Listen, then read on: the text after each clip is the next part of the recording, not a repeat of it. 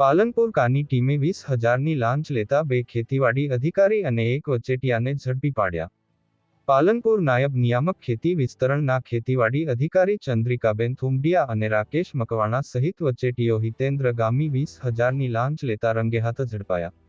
લાંચિયા અધિકારીઓએ અરજદારના ખાતર સ્ટોકનું ચેકિંગ કરતા સ્ટોકમાં વિસંગતતા આવતા તેનું પી.ઓ.એસ મશીન અને સ્ટોક રજિસ્ટર કાયદેસરની કાર્યવાહી કર્યા વગર કબજે લઈ તે પરત કરવા માટે માંગી હતી 20,000ની લાંચ.